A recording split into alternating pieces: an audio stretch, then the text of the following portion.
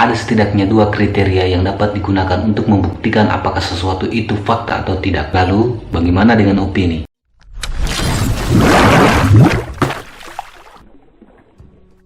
Hai rekan, bagaimana membedakan fakta, opini, dan common sense? Apakah fakta persamaan dari common sense, atau justru keduanya adalah bagian dari opini?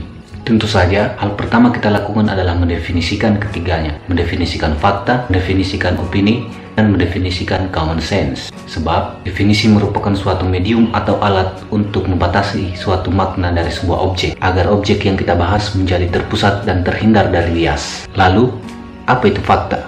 Seperti kita tahu, secara umum, fakta seringkali diartikan sebagai sesuatu yang benar-benar terjadi. Pertanyaannya, bagaimana membuktikan bahwa itu adalah sebuah fakta? Ada setidaknya dua kriteria yang dapat digunakan untuk membuktikan apakah sesuatu itu fakta atau tidak. Pertama, kebenarannya dapat dibuktikan, dan yang kedua, menunjukkan hal yang konsisten sekalipun diuji berkali-kali oleh semua orang.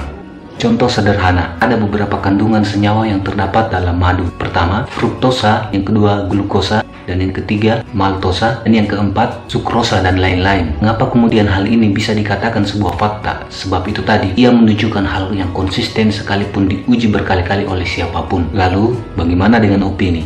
Opini adalah ungkapan sebuah pikiran. Ia tidak bersifat umum, dan seringkali opini dikaitkan dengan perasaan pribadi seseorang, atau bisa dikatakan sebagai subjektif atau pandangan yang subjektif. Contoh, saya beropini bahwa madu lebih manis daripada gula. Maka pada titik ini, opini tidak bisa dikaitkan dengan sebuah fakta, karena disebabkan oleh setidaknya dua hal ini.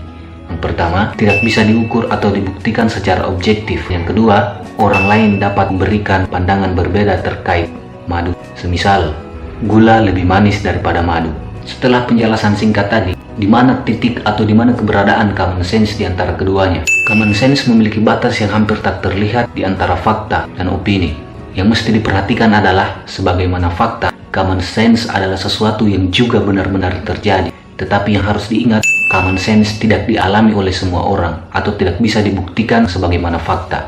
Contoh, Anda tentu saja pernah mendengar bagaimana seseorang mengungkapkan hal seperti ini.